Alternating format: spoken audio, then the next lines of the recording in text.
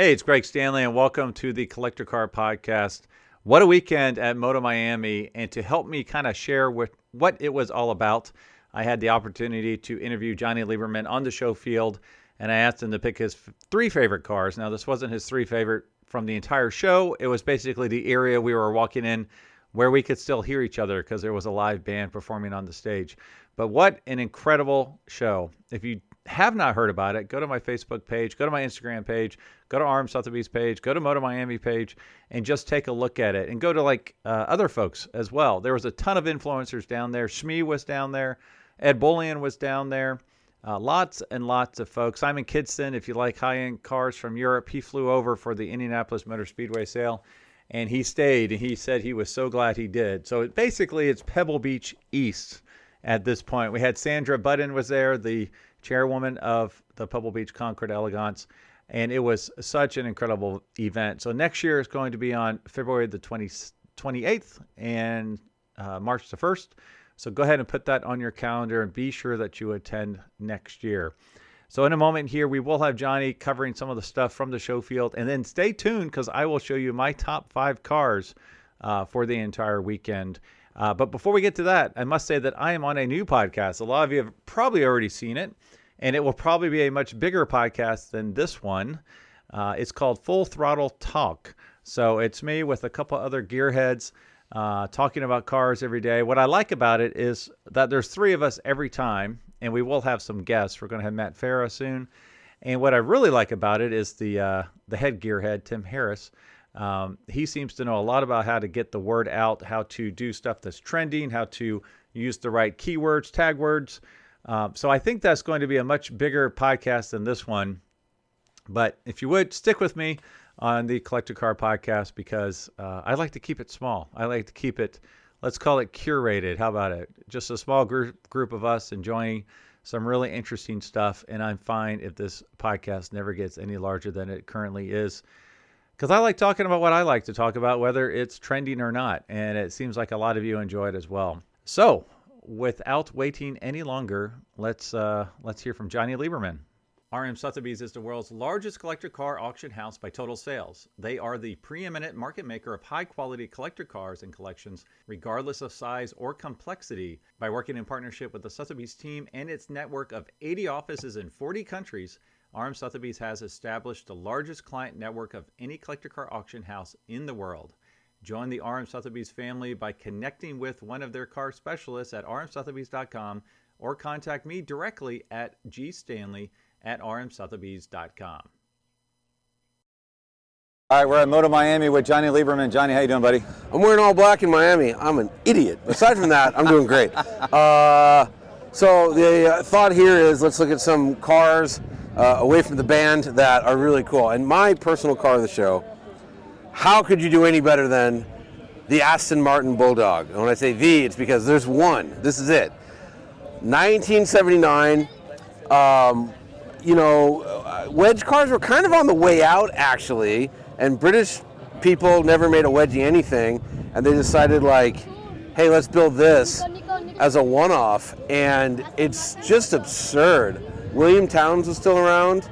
He had done the Lagonda, which sort of, if you look at how low this front end is, it's very Lagonda-like. I always liked the Lagondas. I thought those were terrific. Beautiful. There should be more Lagondas, up with Lagondas, but the key to getting this one even lower is they put the engine in the back. Oh, yes, look at that. Actually, in the middle, so you can see this is just the ubiquitous Aston Martin V8. Oh my gosh, I want to say it's a 5.3 liter, double overhead cams, equal length headers. Look at the size of the transmission.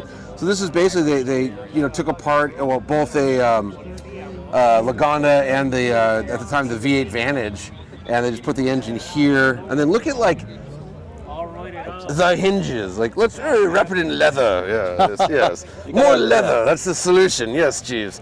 And then look at the huge cutout. The cutout's awesome. Now you do whack your head on this. Check this out. How do you open the doors? Whoop. So these are your hydraulic lifts up and down, passenger and driver's side. Fuel fillers on the roof. It's actually right here. Okay. It has a cigar lighter, not a cigarette lighter, a cigar lighter with the coolest font. Oh yeah. Yeah, right? Yeah, me too. Yeah. Yeah.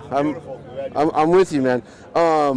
And yeah, it's just like, I love this thing. Now, the only thing that really dates it is the size of the wheels. Back when 15-inch wheels were big.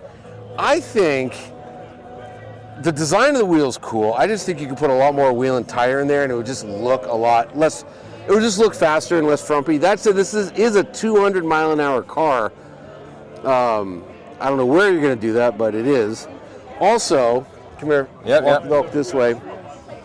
Could you shut this? Yeah. Okay, Jack's helping us out today. Let me get this guy shut this. So there's this wonderful automotive term that everyone makes fun of me for, but it's called tumble home. So what's tumble home? It's a shipbuilding term. So a Fiat Multipla has the least tumble home of anything. You look at it, it's like this. A Countach has pretty good tumble home. The Bulldog has the mostest. The mostest tumble home. Anyways, you can kind of tell. It's fine. Anyway, we'll move on. All right. So that's the Bulldog. I like that a lot. Now the reason I wanted to pick this out is because it's very polarizing. What? There's some people that have come up here. Oh, you mean like evil people don't like it? Yes. Okay, so good people like it. Yesterday you said this is it, best of show, game over. Yes. Which is why I wanted you to talk about it. All right. Oh, dude. The other thing we're not seeing is it's got headlights under here, and so this whole panel just drops flat. Okay. And that's where the headlights are. So if you're not pop-up, it's pop-down headlights. Pop-down headlights. Yeah. All right. Which is super cool. Gunther Werks. So here's the thing no one knows. Why do they call it a Gunther Werks? So they were trying to justify the name because there's not a single German person is involved with Gunther Werks. So I forget the guy's last name, but it was one of the Project Paperclip dudes who was helping Wernher von Braun send Americans to the moon.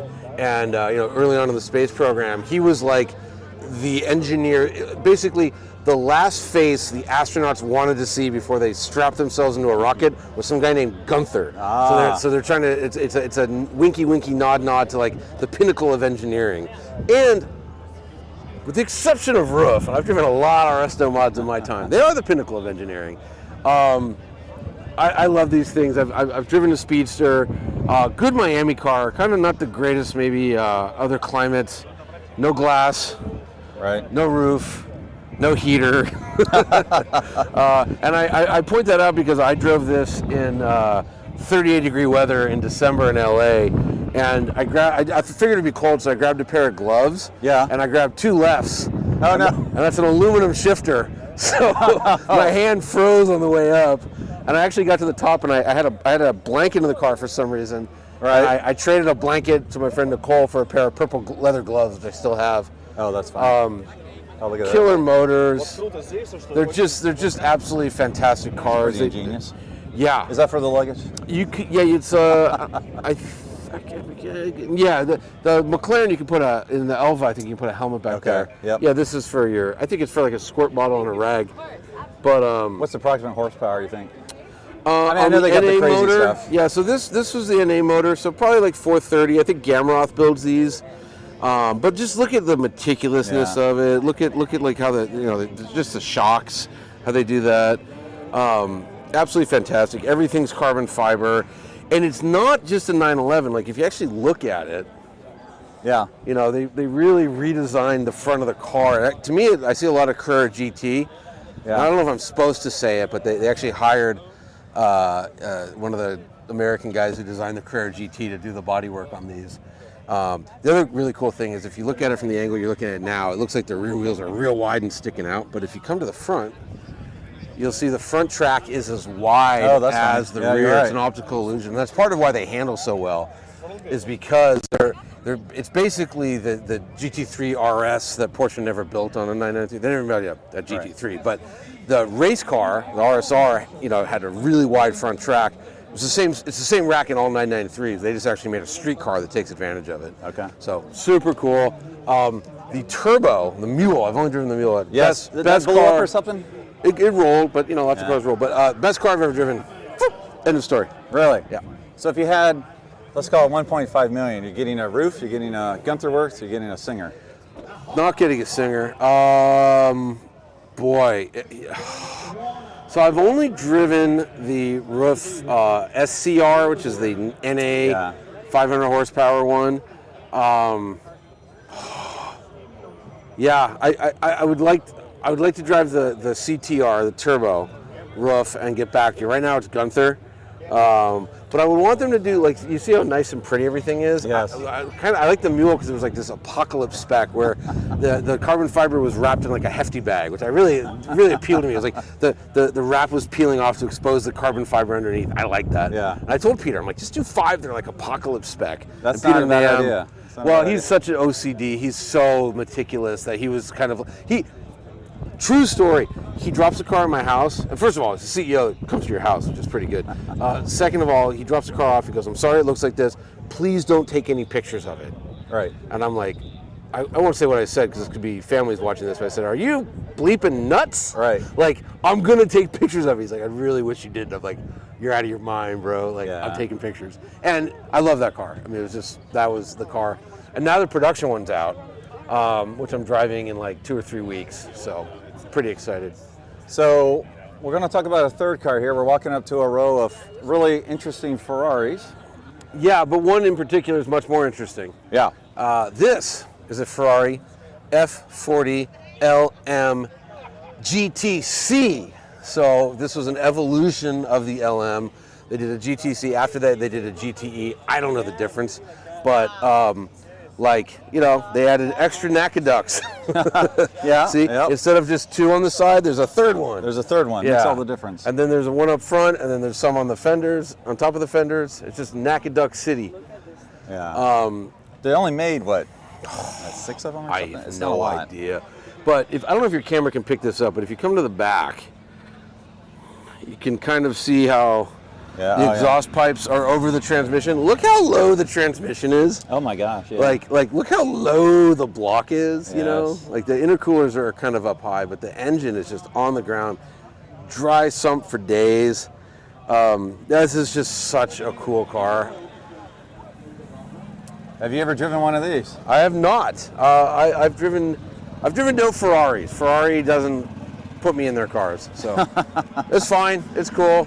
I admire them from a distance. You know, my dream in life is to drive a 288 GTO and an F50. I would really, really like to drive those. F40s, I'm sure they're just super cool, but I'm a 288 guy. Yeah. Because I'm old. Kids, when you get old, you say things like that. Right. But I mean, this is such a cool shape. And again, I don't know. I don't know what it does. It's some kind of evolution of a GTC. But So I love this thing. give me your overall impressions, your weekend. Good, bad, and ugly. Nothing ugly, man. This is quite a show. I don't know what I was expecting. I guess, I've done Amelia Island many times, and I was just expecting this would be smaller than Amelia Island, and it's much, just a larger space. The hotel itself feels bigger. The cars can breathe a bit more. There's like, let's go to like this section or this section. It's just like, it's more trees. It's frankly prettier. I'm really just enjoying the way the cars look, and it's one of those great shows, kind of like the Bridge, where it feels like somebody with some kind of artistic background placed the cars, because anywhere you point your camera, there's something beautiful in the background, be it the hotel, perfectly lined double palm trees, you know what I mean? So the photos you get, and I spend way too much time on social media, like all of you watching this, but it's a real feast for the eyes, it really is, and the people are great, and it's, I guess I'm kind of on the concourse circuit, but it's just been such a good time. The party was great. I'm trying to think, Give me one thing that's make negative? it better for next year. Constructive criticism. Turn the sun down. Get rid of the humidity. No, maybe some, and this could be my fault, my own ignorance. Like, it would be nice to I know they had a Cars and Coffee that met somewhere else and came here, but maybe on other days, because I was here for 4 days. Sure. Maybe have other Car events, but I don't know if that would actually make it any better. Look, there's a lot of empty space. You can put more cars. More cars than Moda Miami. More That's cars. wired. More cars. All right. Yeah. Thanks, buddy. Yeah, man. Appreciate it always. All right, Absolutely. here's the part where I go over my top 5 cars. If you have different choices and you're at Moda Miami, please shoot me a note and let me know. All right, I'm trying to pick my top 5 favorite cars at Moda Miami, which is really, really tough. But this is one of them. 1931 Mercedes-Benz SSK Sports Roadster. Now this one it was repainted in 1940, but otherwise it's all original. It's got a straight six supercharged, and I absolutely love the patina on this thing. It's out of a collection up in Maine, but a really, really cool car. So you'll see in a minute why this is so difficult to pick cars here. If you thought you heard a cat meow just now, that is actually a parrot that likes to meow. So yeah, so this is one of my top 5. All right, so this choice is really tough. I wanted to pick a Duesenberg. I'd love to have a 4-seat Phaeton. Duesenbergs were the fastest cars in the 20s and the 30s. So 2 decades, they were the world's fastest car. But I'm gonna have to switch my vote to a Mercedes Gullwing. Now, when you talk to Mercedes 300 SL owners, the Gullwings are really, really hot, and people love to tour in the Roadster. But there's apparently a aftermarket AC that you can discreetly put into your Gullwing. And so I would pick a Gullwing with a slight modification. Look at those seats. All right, just so you don't think all of my favorite cars are old, here's a 2009 Mercedes-Benz SLR Sterling Moss McLaren. Love this thing. Just built a handful of these. You can see the exhaust coming out the side here. Yes, they don't have a windshield, a little tiny windscreen, and they actually come with helmets. Yep, oh, there's a helmet right there. Yeah, look at this interior. Green interior, that's cool. So yeah, imagine driving this. What a blast it must be. So if I have this correct, these were not legal in the US initially, and I believe you can get them federalized, but it's a process, which is why you don't see many of them.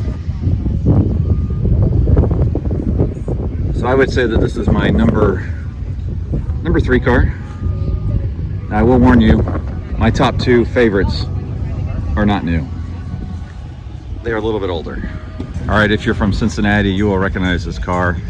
This is my second favorite car for the entire show. 1958 Testarossa 250. Look at this thing, just stunning. Now this car was restored many years ago by Paul Russell. I want to say 12 years ago or so. But it presents as new. You've got to love the pontoon fenders here. So why is this not my number 1 car? Well, mostly because of usability. You'll see the car that I picked as my number 1 possibly in the background of this shot in just a moment. Okay, exhaust. This thing is just a monster.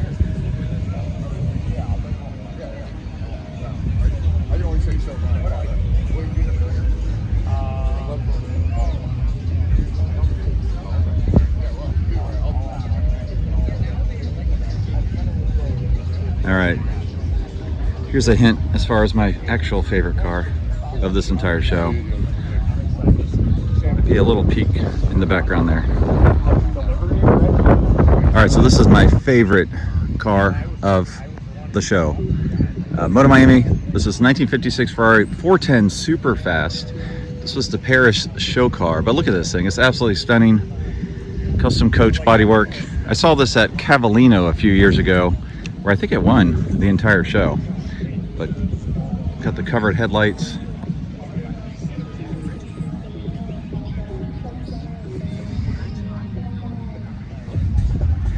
I would pick this one as the best of the show myself. We'll see where it shakes out. Super fast. So it's Sunday morning, still fairly quiet. You can hear they started the music.